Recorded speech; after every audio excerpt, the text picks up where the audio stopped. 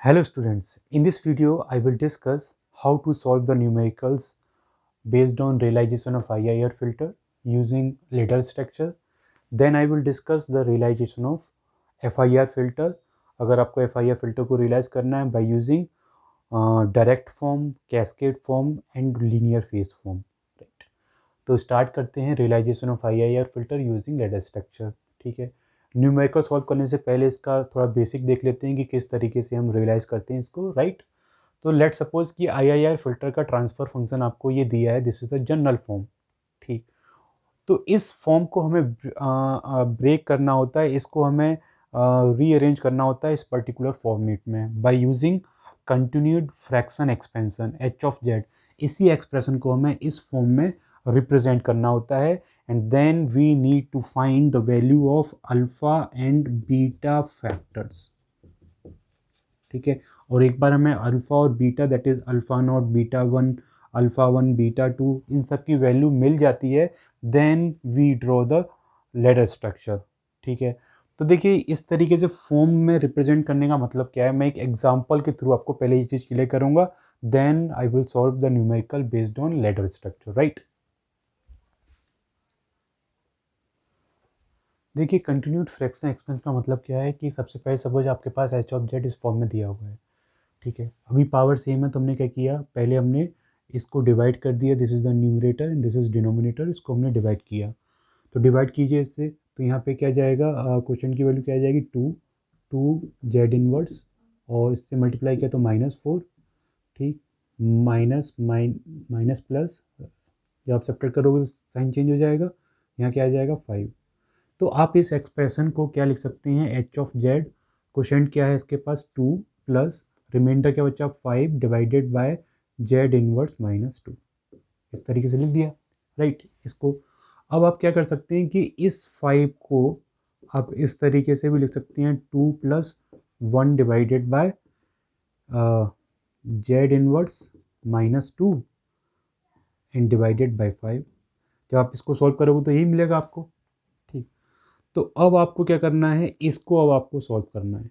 कैसे करेंगे, आपको डिवाइड करना है जेड इनवर्स -2 बाय 5, तो 5 यहाँ पे आ गया. ठीक, अब यहाँ पे डिविडेंड क्या हो जाएगा, जेड इनवर्स -2, जेड इनवर्स -2, मतलब ये वाला पार्ट आप यहाँ पे ले आए. ठीक है, अब इसे डिवाइड कीजिए, डिवाइड करेंगे तो देखिए यहाँ पे क्या जाएगा, यहाँ पे जाएगा 1/5 जेड इनवर्स. ये कैसे मैंने लिखा, देखिए 5 को सपोज x से मल्टीप्लाई करते हैं तो आपके पास क्या आना चाहिए, जेड इनवर्स. ठीक है, तो x की वैल्यू क्या आ जाएगी, x की वैल्यू आ जाएगी 1/5 जेड इनवर्स. 5 चला जाएगा यहाँ पे, 1/5 जेड इनवर्स. तो 1/5 जेड इनवर्स से मल्टीप्लाई कीजिए तो यहाँ पे क्या आ जाएगा, जेड इनवर्स. ठीक, माइनस करेंगे तो ये कट जाएगा, बचेगा क्या, -2. तो अब इस एक्सप्रेशन की जगह आप क्या लिख सकते हैं, H of Z is equal to 2 plus 1 by, इसकी जगह आप क्या लिख सकते हैं, it is equal to 1/5 Z inverse, this is the quotient value. ठीक, रिमाइंडर क्या बचा, प्लस रिमाइंडर बचा -2. ठीक, और किससे डिवाइड कर रहे थे आप, 5 से डिवाइड कर रहे थे. ठीक, फर्दर आपने क्या किया, इसको और आपको ब्रेक करना है तो आप इसको क्या लिख सकते हैं, देखिए यहाँ पे -2 बचा रिमाइंडर. ठीक है, तो ये वाला जो भी एक्सप्रेशन होगा हम यहाँ लिखेंगे 5. ठीक, यहाँ पे क्वेश्चन की वैल्यू क्या आ जाएगी, देखिए -2 में सपोज x का मल्टीप्लाई करने से हमें क्या मिल रहा है 5, तो x की वैल्यू क्या आ जाएगी, minus X is equal to क्या आ जाएगा, -5/2. तो यहाँ पे क्या हो जाएगा, -5/2 लिखेंगे. ठीक है, -5/2 इंटू -2 क्या मिलेगा आपको 5, और जब सब्ट्रैक्ट करेंगे तो 0. 0 का मतलब यहाँ पे बस एंड हो गया. तो हम इसको रीअरेंज कैसे कर सकते हैं, H of Z is equal to क्या हो जाएगा, 2 plus 1 divided by 1/5 Z inverse plus 1 divided by क्या जाएगा, -5/2. ठीक है, अब इसको हम कंपेयर करेंगे, जो हमने जनरल एक्सप्रेशन लिखा था क्या, x0 plus 1 divided by beta 1 Z inverse plus 1 divided by alpha 1. ठीक, प्लस आगे कुछ है नहीं, तो इसकी वजह से केवल यहीं तक हमें नोट करना है. अब इससे कंपेयर करेंगे तो अल्फ़ा नॉट की वैल्यू क्या आ जाएगी 2, अल्फ़ा नॉट, Z1 का कोफिशिएंट यहाँ पे क्या है 1/5, तो बीटा 1 की वैल्यू क्या आ जाएगी 1/5, ठीक है। और अल्फ़ा 1 की वैल्यू क्या आ जाएगी, अल्फ़ा 1 आ जाएगा -5/2, ठीक। तो हमने इस एक्सप्रेशन को कंटिन्यूड फ्रैक्शन एक्सपेंशन से हमने इस फॉर्म में लिख लिया और अल्फ़ा बीटा की वैल्यूज़ हमने फाइंड कर ली, ये फैक्टर्स हमने फाइंड कर लिए। जब ये वैल्यूज़ हमें मिल जाएगी तभी हम लैडर स्ट्रक्चर को ड्रॉ कर पाएंगे, ठीक है। या तो आप इस फॉर्म में लिखिए या देखिए डायरेक्टली, जैसे आपने यहाँ पे कंटिन्यूड फ्रैक्शन एक्सपेंशन किया तो यहाँ से आप डायरेक्टली लिख सकते हैं। क्या देखिए, जो कांस्टेंट होगा वो अल्फ़ा होगा, तो पहला अल्फ़ा कौन सा होगा, अल्फ़ा नॉट। नेक्स्ट क्या होगा, जेड इनवर्स का जो कोफिशिएंट होगा उसको बोलेंगे हम बीटा 1, ठीक है। देन नेक्स्ट क्या आएगा, कांस्टेंट टर्म अल्फ़ा, अल्फ़ा कौन सा आएगा, ये अल्फ़ा 1। नेक्स्ट क्या होता, अगर कोई और टर्म होता आपके पास तो वो क्या होता है बीटा 2 देन अल्फ़ा 2, इस तरीके से आगे बढ़ते जाते, राइट। तो हमें ये वैल्यूज़ हमें फाइंड करनी होती हैं। इन वैल्यूज़ को फाइंड करने का एक और मेथड होता है राउथ हैरी मेथड, उसके थ्रू भी आप इन वैल्यूज़ को फाइंड कर सकते हैं, लेकिन ये मेथड सिंपल है और ईजी है, तो इस मेथड का आप यूज़ करेंगे, right. Now I will solve one question, ठीक है ना, जो आपका यूनिवर्सिटी में कई बार पूछा गया, राइट। देखिए, this question was asked in 2016-17 for 7.5 marks, 2019-20 for 7 marks, ठीक है। 2 बार ये क्वेश्चन रिपीट हुआ है एंड 17-18 में भी यही इसी टाइप का क्वेश्चन पूछा गया था, बस यहाँ पे 2 की जगह क्या था 1, ठीक है। So it's very important numerical, ठीक। तो देखिए सबसे पहले क्या करेंगे हम, with the help of continued fraction expansion we will find the values of alpha beta, ठीक है ना। जो भी अल्फ़ा बीटा फैक्टर्स हैं उनकी वैल्यूज़ फाइंड करेंगे। तो पहले क्या किया हमने, ये न्यूमरेटर यहाँ रखा, ठीक है ना। इसमें इस तरीके से अरेंज करना है आपको, सबसे पहले जेड की मैक्सिमम पावर आनी चाहिए, मतलब मैक्सिमम नेगेटिव पावर आनी चाहिए, देन उससे बाद में क्या आएगा जेड पावर -1 और 2, उसी तरीके से इसको अरेंज करना है आपको, राइट। ना इसको में डिवाइड करेंगे, then the question value will be 1/2, 1/2 से मल्टीप्लाई कीजिए, जेड पावर -2 आ जाएगा, 6 Z power -2 plus 4 Z inverse आ जाएगा, प्लस क्या आ जाएगा 1/2, सब्ट्रैक्ट कीजिए, माइनस माइनस माइनस ये कैंसिल हो जाएगा, यहाँ बचेगा 4 जेड इनवर्स और यहाँ बचेगा +3/2, ठीक है। अब ये वाला फैक्टर रिमाइंडर हमने यहाँ रखा, ठीक है। यहाँ क्या आ जाएगा डिविडेंड, ये वाला पार्ट आ जाएगा, ठीक। तो यहाँ पे लिखेंगे हम 12 Z power -2 plus 8 Z inverse plus 1, divide कीजिए। तो देखिए यहाँ पे क्या आ जाएगा, यहाँ पे आ जाएगा 3 जेड इनवर्स, 3 जेड इनवर्स से मल्टीप्लाई करोगे तो 12 जेड पावर -2 आ जाएगा, ठीक है, प्लस 9/2 जेड इनवर्स आ जाएगा, माइनस माइनस ये कैंसिल हो जाएगा, यहाँ 8 है, यहाँ पे है 9/2 दैट इज़ 4.2, तो 8 में से 4.2 जाएगा तो 3.5 या 7/2, 7/2 जेड इनवर्स लिख सकते हैं प्लस 1, ये 1 यहाँ पे आएगा, ठीक है। अब इसके बाद यहाँ कौन सी वैल्यू आएगी, यहाँ डिविडेंड आ जाएगा ये वाला, ठीक। तो यहाँ पे लिखेंगे 4 जेड इनवर्स प्लस 3/2, ठीक है। अब यहाँ पे क्वेश्चन की वैल्यू क्या आएगी, देखिए चेक कर लेते हैं। देखिए 7/2 जेड इनवर्स में हम सपोज एक्स का मल्टीप्लाई करेंगे तो हमें मिलेगा 4 जेड इनवर्स, तो जेड इनवर्स से जेड इनवर्स कैंसिल, एक्स की वैल्यू क्या आ जाएगी, एक्स की वैल्यू आ जाएगी 8/7, 8/7। So here I will right 8/7, 8/7 यहाँ पे लिखा हमने, तो यहाँ पे आ जाएगा 4 जेड इनवर्स, ठीक है, प्लस 8/7। अब इसको सब्ट्रैक्ट कीजिए, ये हो जाएगा 0, ठीक है ना। 3/2 माइनस 8/7, 14 एलसीएम 7 21, नहीं ये आ जाएगा, हाँ 21 माइनस 16 दैट इज़ 5/14, ठीक। तो यहाँ पे लिखेंगे हम 5/14, ये रिमाइंडर हो गया। अब ये वाला टर्म यहाँ चला जाएगा, एक्सप्रेशन 7/2 जेड इनवर्स प्लस 1, ठीक। अब क्या करना है हमें, 5/14 में सपोज एक्स का मल्टीप्लाई किया हमने तो हमें मिल जाएगा 7/2 जेड इनवर्स, तो एक्स की वैल्यू क्या आ जाएगी, देखिए एक्स की वैल्यू आ जाएगी ये कैंसिल हो जाएगा 7 टाइम 49/5 जेड इनवर्स। सो ये I will write 49/5 Z inverse. तो यहाँ पे 7/2 जेड इनवर्स मिल जाएगा आपको। ये हो जाएगा माइनस कैंसिल, बचेगा क्या यहाँ पे 1, यहाँ पे क्या आ जाएगा 5/14।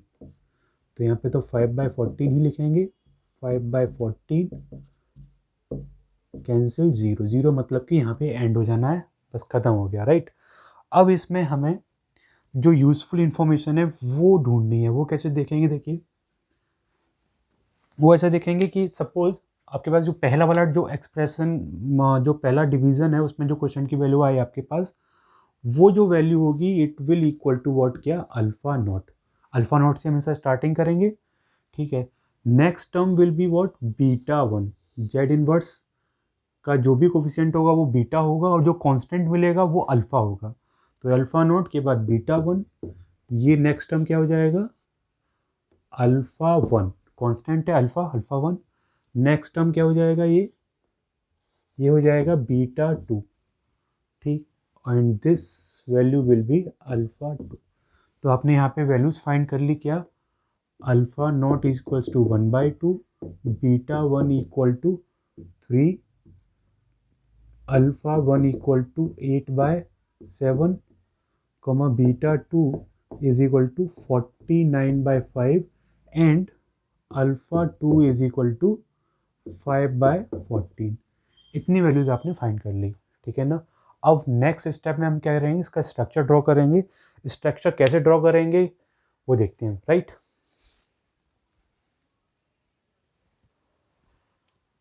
देखिए अब देखते हैं कि इसका स्ट्रक्चर हम कैसे ड्रॉ करेंगे, राइट।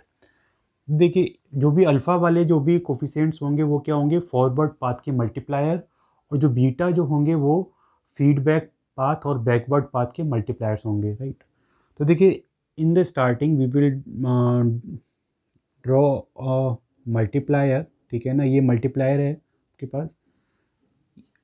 इसके बाद एक आपके पास यहाँ पे डिले एलिमेंट होगा जेड इनवर्स, और यहाँ पे फीडबैक पाथ या बैकवर्ड पाथ के लिए मल्टीप्लायर होगा, ठीक है। तो ये जो फॉरवर्ड पाथ है ये अल्फ़ा के लिए आएगा और ये बीटा के लिए आएगा, राइट। अब आपके पास लेडर स्ट्रक्चर है। लेडर मतलब कि आप मान सकते हैं कि इसी की अब कॉपी होगी, राइट। इस स्ट्रक्चर की अब कॉपी होगी। जितना रिक्वायरमेंट होगा उसके अकॉर्डिंग आप यहाँ पे इसकी कॉपी पेस्ट करते जाएंगे, राइट। तो देखिए पहले ये मल्टीप्लायर, फिर इस तरीके का स्ट्रक्चर आ गया, right. Now in the next step we will draw this structure. एक मल्टीप्लायर लगा दिया forward path, then Z inverse. देखिए यहाँ पे कितना है आपके पास पैरामीटर, 1 2 3 4 5। तो 1 2 3 4 और एक नेक्स्ट पॉइंट क्या हो जाएगा, नेक्स्ट लाइन क्या आ जाएगी, ये फॉरवर्ड पाथ, ठीक ठीक। अब इनको हम कनेक्ट कैसे करेंगे, तो देखिए कनेक्ट करने के लिए हम क्या करेंगे, सबसे पहले ये समझ आ गया आपके पास, ठीक है। अच्छा यहाँ पे जो मल्टीप्लायर्स हमने लिखे हैं, ठीक है, उनको भी हम रिप्लेस कर देते हैं जो भी वैल्यूज़ हैं उसके। तो यहाँ पे अल्फ़ा आना चाहिए, तो पहला टर्म क्या है, अल्फ़ा नोट। तो अल्फ़ा नोट लिख देंगे यहाँ पे क्या, 1/2। इस मल्टीप्लायर की वैल्यू क्या आ गई, 1/2। नेक्स्ट क्या है, फीडबैक पाथ। फीडबैक पाथ में आएगा बीटा, और बीटा किसके साथ आएगा, with negative sign, with sign reversal. अगर प्लस है तो माइनस, और माइनस है तो प्लस। तो यहाँ पॉजिटिव है तो यहाँ पे क्या लिखेंगे, -3, ठीक है। ये क्या है, ये है बीटा की वैल्यू, ठीक है, मल्टीप्लाई। नेक्स्ट हम क्या लिखेंगे, alpha beta, alpha beta. Next क्या है, ये आपने नोट कर दिया, ये आपने कंज्यूम कर लिया।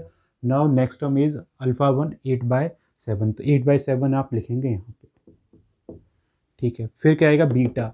बीटा क्या है, 49/5। तो यहाँ पे 49/5 की जगह -49/5 लिखेंगे, और यहाँ पे क्या लिखेंगे आप, 5/40, ठीक। पहले आपने ये मल्टीप्लायर्स की जो भी वैल्यूज़ थी आपने फाइंड जो किए थे वो आपने वैल्यूज़ यहाँ पे लिख दी।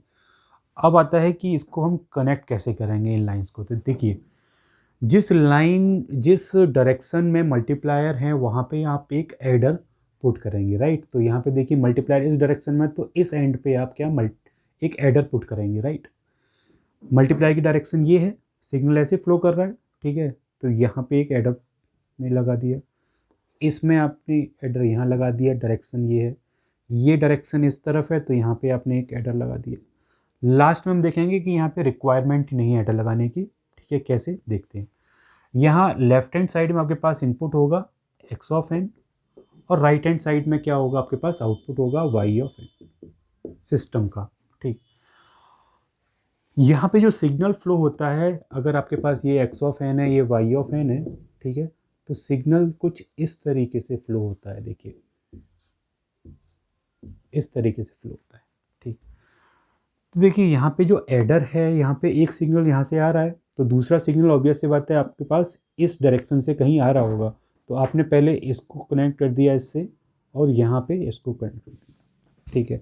तो ये हो गए दो इनपुट हो गए एडर के लिए। अब इसका आउटपुट निकल के जाएगा, तो आउटपुट कहाँ से निकल के जाएगा, यहाँ से, क्योंकि इसकी डायरेक्शन इस तरीके से सिग्नल फ्लो हो रहा है, राइट। तो ये इसका आउटपुट निकल के जा रहा है, ठीक।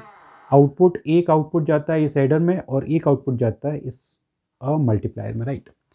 अब इसके बाद यहाँ से एक सिग्नल यहाँ से आ रहा है, एक सिग्नल यहाँ से आ रहा है, एडर ने ऐड किया, इसका आउटपुट आएगा इस पॉइंट पे, ठीक है। ये गया यहाँ से कनेक्ट हो गया, राइट।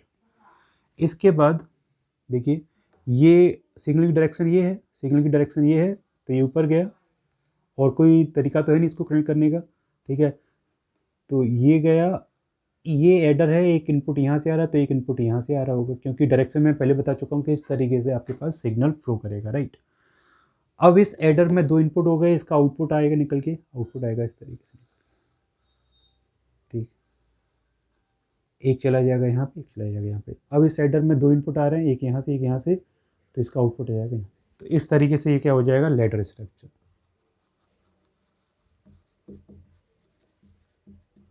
इस डायग्राम को ड्रॉ करने का, इस स्ट्रक्चर को ड्रॉ करने का एक डेरिवेशन भी है, ठीक है ना। तो उसकी हेल्प से भी आप समझ सकते हैं, बट मैंने आपको ये ट्रिक बता दी, आपको मेथड बता दिया कि किस तरीके से आप बिना वो डेरिवेशन अपना किए आप इस तरीके से ड्रॉ कर सकते हैं लेडर स्ट्रक्चर, ठीक है ना। So in this way we can solve the questions based on ladder structure, right.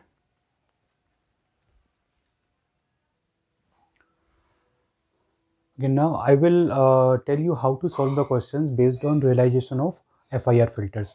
तो FIR फिल्टर में तीन तरीके के रियलाइजेशन होते हैं, ठीक है। एक होता है लीनियर फेज, होता है कैस्केड, और तीसरा होता है डायरेक्ट फॉर्म, ठीक है। तो इसमें हम, ये क्वेश्चन पूछा गया था AKTU 2019-20 में फॉर द 7 मार्क्स। इसमें हम अपनी तरफ से ऐड कर रहे हैं क्या, डायरेक्ट फॉर्म भी आपको इसमें ड्रॉ करना है, राइट, डायरेक्ट फॉर्म रियलाइजेशन।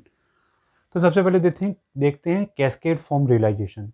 तो कैस्केड फॉर्म रियलाइजेशन में हमें एच ऑफ जेड को रिप्रेजेंट करना होता है in the multiplication of some factors, जो ऑलरेडी दिया हुआ क्वेश्चन में। तो लेट सपोज ये H1Z है और ये क्या है, H2Z, ठीक। तो पहले H1Z को रियलाइज करते हैं। देखिए ये सेम रियलाइजेशन उसी तरीके से होगा जैसे आपने IIR फिल्टर में डायरेक्ट फॉर्म में रियलाइजेशन किया होगा, रियलाइजेशन ऑफ जीरोस, ठीक। तो देखिए कैसे करेंगे।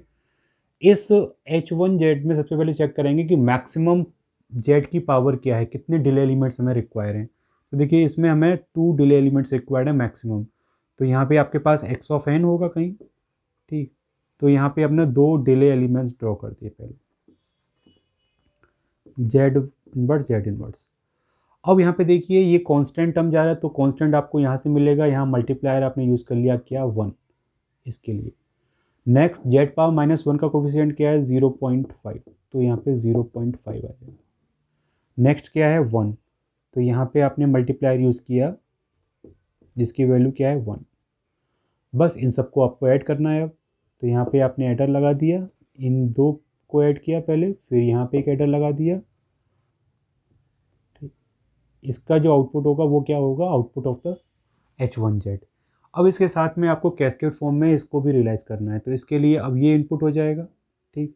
यहाँ पे भी मैक्सिमम क्या है, 2 डिले एलिमेंट, तो यहाँ पे भी आपने 2 डिले एलिमेंट पहले ड्रॉ कर लिए, Z इनवर्स, ठीक। इसके बाद यहाँ पे कांस्टेंट टर्म है कोई, यस 1 है, तो यहाँ पे मल्टीप्लायर यूज़ किया आपने 1 का। नेक्स्ट क्या है 0.5, तो यहाँ पे 0.5। नेक्स्ट क्या है मल्टीप्लायर 1, तो आपने यहाँ पे मल्टीप्लायर यूज़ किया 1। बस इन सबको ऐड करना है आपको। इन दो को पहले ऐड कर दिया आपने और फिर इसके साथ में इसको ऐड कर दिया, तो आपको यहाँ पे मिल जाएगा y ऑफ n। ये H1Z का रियलाइजेशन, ये H2Z का रियलाइजेशन, और ये टोटल हो जाएगा H ऑफ Z का realization in cascade form realization. Now in case of direct form realization आपको इसको पहले मल्टीप्लाई करना होगा और सिंप्लीफाइड वे में इसको रिप्रेजेंट करना होगा, ठीक है। तो देखिए इन डायरेक्ट फॉर्म रियलाइजेशन हम क्या करेंगे,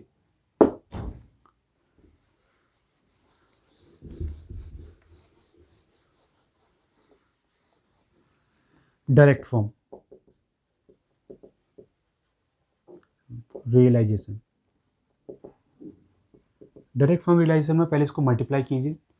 तो आपने इसको मल्टीप्लाई किया, एच ऑफ जेड क्या आ जाएगा इक्वल टू, पहले 1 को मल्टीप्लाई किया इस फैक्टर से, तो ये एज इट इज आ जाएगा 1 plus 0.5 Z inverse plus Z power -2। Now multiply this term with this factor, तो 0.5 जेड इनवर्स, तो यहाँ पे क्या आ जाएगा प्लस 1 से मल्टीप्लाई किया आपने 0.5 जेड इनवर्स, नेक्स्ट आपने इससे मल्टीप्लाई किया तो प्लस 0.25 जेड पावर -2, इसको आपने इस फैक्टर से मल्टीप्लाई किया।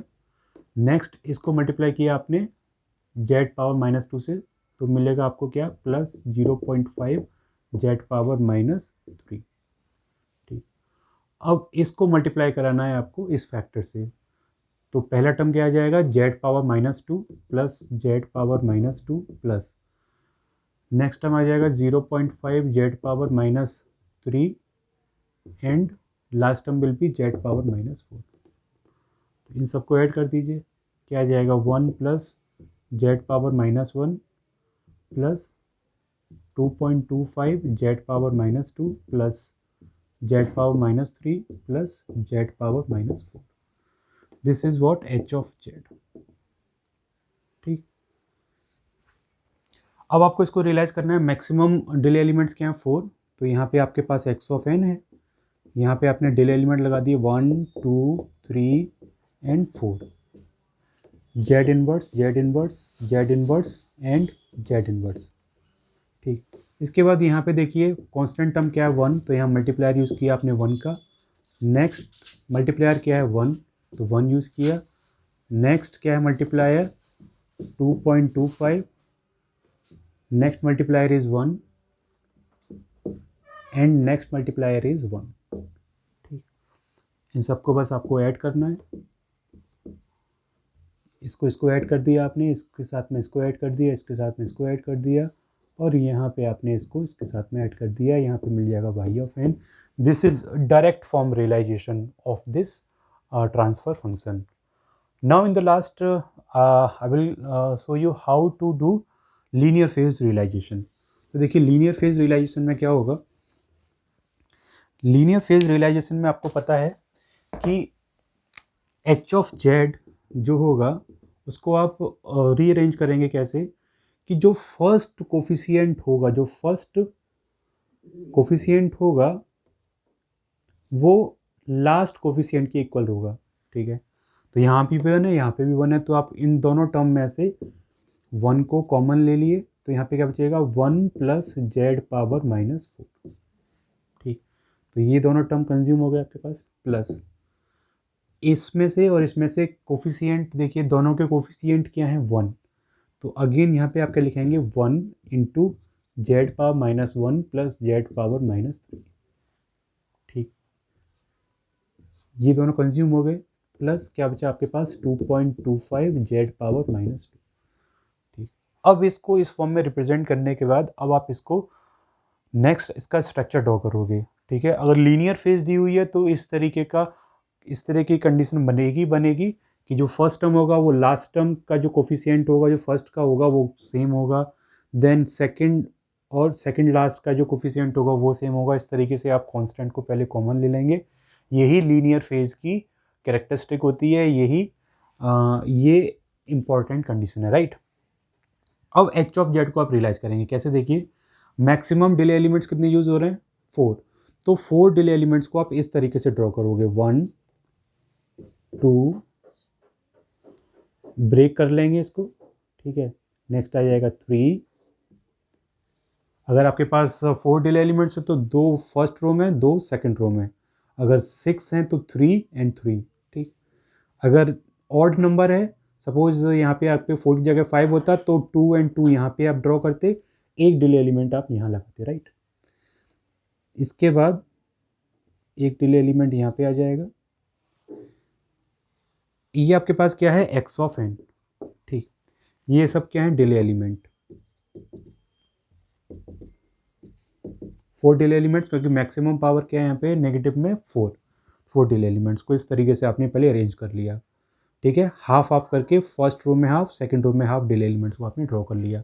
नाउ देखिए इसमें क्या, देखिए 1 मल्टीप्लायर यूज हो रहा है, पहले आपको ये टर्म जनरेट करना है, तो कैसे करेंगे, पहले आप इसको जनरेट करेंगे, 1 प्लस जेड पावर -4, दोनों को आपको ऐड करना है, तो कांस्टेंट टर्म को आपको इस पॉइंट में मिल जाएगा, ठीक है ना। और जेड पावर -4 कहाँ मिलेगा, देखिए यहाँ कांस्टेंट, यहाँ जेड पावर -1, यहाँ जेड पावर -2, ठीक है। यहाँ पे जेड पावर -2, यहाँ इस पॉइंट पे, इस लाइन पे जेड पावर -3, यहाँ पे जेड पावर -4, तो जेड पावर -4 इस लाइन से आपको कहीं से एक पॉइंट लेना होगा, that will equal to what, Z power -4। Suppose यहाँ पे जेड पावर -4, राइट। तो दोनों को पहले आपको क्या करना पड़ेगा, ऐड करना पड़ेगा। यहाँ पे आपने एक एडर लगा दिया, दोनों को आपने ऐड कर लिया, तो ये टर्म जनरेट हो गया, ठीक है। इसी तरीके से इसको जनरेट कीजिए, ये क्या है, जेड पावर -1, जेड पावर -1 मिलेगा आपको यहाँ पे, और जेड पावर -3, -1 यहाँ पे, -2 यहाँ पे मिलेगा, और जेड पावर -3 यहाँ पे मिलेगा। तो इस पॉइंट, इस लाइन से आपने ये वाला पॉइंट ले लिया, दोनों को आपने पहले क्या कर दिया, ऐड कर दिया, ठीक है। तो ये टर्म जनरेट हो गया, ठीक। Next Z power -2, Z power -2 इस लाइन पे आपको कहीं से भी जेड पावर -2 मिल जाएगा, तो लेट सपोज ये आपके पास क्या है, जेड पावर -2 टर्म, ठीक। अब क्या करना है आपको, ये टर्म जो जनरेट हुआ है एडिशन के बाद, आपको इसमें मल्टीप्लायर यूज़ करना है एक 1 का, तो इसका जो आउटपुट होगा वो एक मल्टीप्लायर से पास होगा जिसकी वैल्यू क्या होगी, 1। तो ये टर्म आपने जनरेट कर लिया, क्रिएट कर लिया यहाँ पे इस पॉइंट पे। इसी तरीके से इसको क्रिएट करेंगे, तो ये तो आप ऑलरेडी जनरेट कर ही चुके हो ऐड करा के, इसमें मल्टीप्लाई कराना पड़ेगा आपको 1 का, तो ये एडिशन के बाद क्या करना पड़ेगा आपको, इसको मल्टीप्लायर से पास करना होगा जिसकी वैल्यू क्या है, 1, ठीक है। तो ये टर्म आपको यहाँ पे मिल जाएगा, ठीक। ये वाला टर्म तो आपके पास यहाँ पे है ही, ठीक। अब क्या करना है आपको, इन तीनों एक्सप्रेशन को, तीनों टर्म्स को, सिग्नल्स को आपको ऐड करना है, तो बस इसको इसके साथ में ऐड कीजिए, ठीक है। इसका जो आउटपुट होगा वो इसके साथ में ऐड कर दीजिए, यहाँ पे एक एडर लगा दीजिए, ठीक है। इसका जो आउटपुट होगा that will be output of the system y of n। ये आपके पास इनपुट है x ऑफ n, ये आउटपुट है y ऑफ n। इस तरीके से सिग्नल आपको लीनियर फेज स्ट्रक्चर आप इस तरीके से ड्रॉ कर सकते हैं, राइट।